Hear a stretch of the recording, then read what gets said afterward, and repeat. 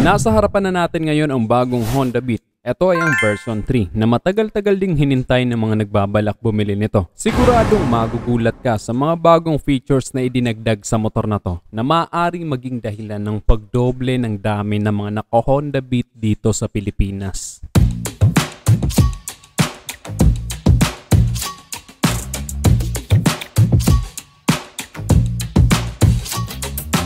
Nandito tayo ngayon sa Motor Trade San Roque branch dito sa Iriga City. At ayan, nasa harapan natin ngayon ang bagong Honda Beat version 3. Ang tawag sa color variant na ito ay Matte Axis Gray Metallic.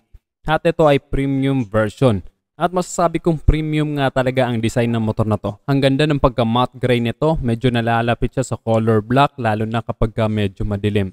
At kapag matte finish kasi mas elegante talagang tingnan at mas kita mo ang mga edges. Kaya mas ma-appreciate mo ang design ng motor na ito. Ayan, di ba? Dito sa harapan, very modern ang kanyang design. Patulis ito. At isang nga sa in-upgrade sa motor na to, naka-LED na ang kanyang headlight. At ayan, di ba? Maliwanag ang ilaw kaya kitang-kita mo talaga ang daan lalo na sa gabi. At mas naging sharp and sporty ang design ng headlight nito. Mas nahahawig sa Honda Click version 1. Then parang airblade naman ang design ng kanyang turn signal lights. Pagdating naman sa kanyang turn signal lights, naka-bulb type pa rin at nagustuhan ko ang pagkakaposisyon ng mga signal lights nito dahil nasa itaas ito ng headlight kaya mas visible ito. Maganda din ang design, bumagay din sa forma ng kanyang headlight. Dito sa harap, meron lang itong isang decals ng Beat at minimalist lang din na Honda dito sa side na color silver. Dito naman sa side fairings ito, naka 3D emblem itong Beat at ayan, bagay na bagay dahil color silver ito, bumagay sa color matte gray. At ang ganda din tingnan dito sa part na to, litaw na litaw ang mga edges nito dahil nga matte finish ito. Pagdating naman sa kanyang taillight, maganda rin ang kanyang design pero hindi pa ito naka-LED, naka-bulb type pa rin ito. Pero maliwanag din ang kanyang taillight lalo na kapag ganito na nagpipreno. So kitang-kita rin tayo lalong-lalo na sa gabi. Then ayan, maliwanag din ang kanyang mga turn signal lights. Anyway, wala pa itong hazard lights. Pagdating naman sa kanyang instrument panel, combination pa rin ito ng analog and digital display. Very user-friendly, wala ka nang pipindutin dyan.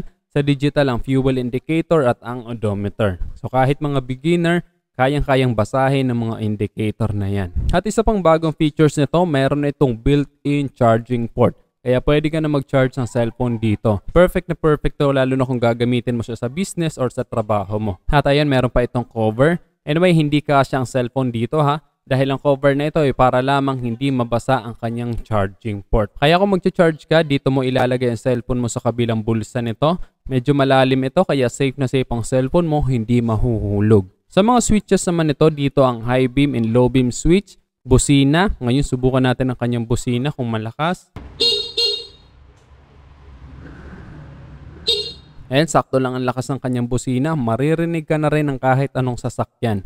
Dito naman sa baba ang kanyang signal light switch at sa kabila naman ang kanyang push start at bukod sa kanyang push start meron pa itong kick start. Kaya dagdag peace of mind yan sa biyahe mo para kapag ayaw gumana ng push start, sipain mo na lang. Anyway, wala itong ISS o idling stop system. At meron itong secured key shutter kaya hindi ito masusundot basta-basta. At kagaya ng Honda Click 125, meron na rin itong integrated seat opener para sa kanyang new box. Then ayan, meron itong hook dito sa harapan kaya may pagsasabitan ka ng mga dala mo. Then very convenient dahil naka-flat footboard ito kaya kung marami kang dala may paglalagyan ka dito sa harapan. At nandito nakalagay ang battery nito sa harapan kaya madali lang kapag magpapalit ka ng battery.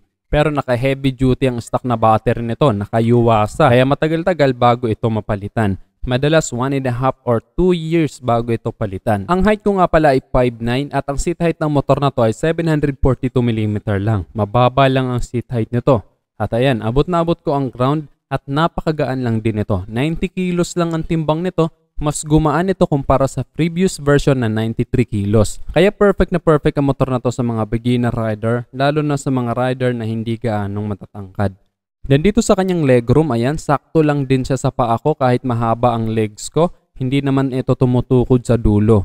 Ayan, may space pa ito. Sa footboard naman, nagagalaw-galaw ko pa naman ang paa ko kaya komportable ka talaga sa mahabang biyahe. Komportable din ang kanyang upuan, hindi ito madulas. Madali lang din itong i-double stand, hindi mo na kailangan ng puwersa. Pagdating naman sa kanyang grabber, rubberized ito kaya hindi ito madulas hawakan. Pagdating naman sa kanyang underseat storage, mas malaki na ito ngayon. 12 liters na ang capacity nito, kaya marami ka nang mailalagay na gamit dito. Then meron pa itong lagayan dito ng tools, then dito meron itong sabitan ng helmet para hindi mananakaw ang helmet mo kapag iniwan mo sa parking lot. At mas malaki na din ang fuel capacity nito, 4.2 liters na.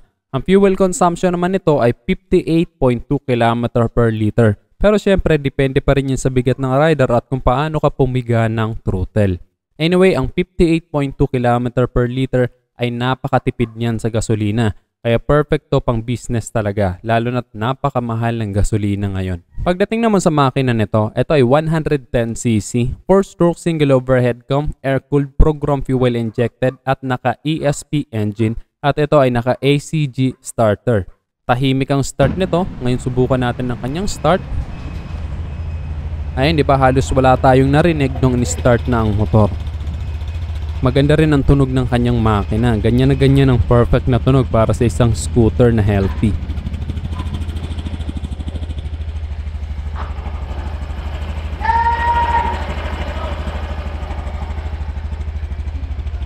At malaking bagay talaga kapag hindi maingay ang starter ng motor mo dahil hindi ka mabubuking kapag magra-ride ka ng walang paalam. Ang bore and stroke naman nito ay 47mm by 63.1mm. Ang compression ratio ay 10:1. Ang maximum power ay 6.63 kW at 7,500 RPM with a maximum torque of 9.3 Nm at 6,000 RPM. Pagdating naman sa mga gulong nito, sa harapan ay 80 by 90 by 14. Sa likod naman ay 90 by 90 by 14. Naka-tubeless na ito kaya kahit matusok ng pako, hindi ito sisingaw agad. So mas less sa gastos at mas panatag tayo sa mahabang biyahe. Ang brand nga pala ng gulong nito ay Federal Tires. At ang gandang tingnan dahil naka-gold mugs na ito, hindi mo na kailangan pang magpa-repaint. Bagay na bagay yung color gold sa color matte green nitong fairings. Tsaka mangganda ng quality ng pagka-gold ng kanyang mugs. Talagang premium na premium ang datingan. Pagdating naman sa kanyang preno, naka-single disc brake with single piston caliper dito sa harapan. Sa likuran naman ay naka-drum brake. At ito ay naka-combi brake pa rin na kapag piniga mo yung rear brake, sasabay ng 30% dito sa harapan. Then meron pa itong park brake. Malaking tulong yan lalo na kapag nakahinto tayo sa pababang kalsada. Sa suspension naman, naka-telescopic fork sa harapan at naka-single shock sa likuran. At isa sa safety features nito, meron itong side stand switch na kapag nakababa ang kanyang side stand, hindi aandar ang makina mo. At mataas ang ground clearance nito, 147mm, kaya kahit mapadaan ka sa matataas na humps, hindi ito sasayad. Safe na safe din ang pamo dahil meron itong heat guard at magandang design ng kanyang muffler, bumagay din sa forma nito, parang nakakaharbon. Pagdating naman sa presyo nito, dito sa Motor Trade San Roque Branch, Iriga City, ito ay nagkakahalaga ng 74,260 pesos. Kaya sa mga taga-Iriga dyan or malapit dito, kung naghahanap kayo ng bagong Honda Beat version 3, pumunta na lang kayo dito at hanapin si Sir Rafi. At masasabi kong sulit na sulit ang pera mo dito sa bagong Honda Beat version 3. Unang-una maganda ang forma, perfect pangyabang sa mga friends mong naglalakad lang. At naka-LED ang ilaw, kaya maliwanag siya, kitang-kita mo ang daan. Merong charging port, kaya pwede ka na mag-charge ng cellphone. Malaki ang new box kaya marami kang may lalagay na gamit, naka-tubeless ang mga gulong at higit sa lahat, affordable and very reliable. Kaya siguradong hindi ka magsisisi dito sa Honda Beat. Hey guys, ano masasabi nyo dito sa bagong Honda Beat version 3? I-comment nyo na lang sa baba at kung nagustuhan mo naman ang video nito, just hit like. Kung bago ka lang sa aking YouTube channel, huwag kalimutan mag-subscribe. Click mo na rin ang notification bell para sa mga susunod kong video ay updated ka palagi. At pakifollow na rin ng aking Facebook page. Yun lang guys, hanggang sa muli, ako sa Rosgo TV. Ride safe always and God bless.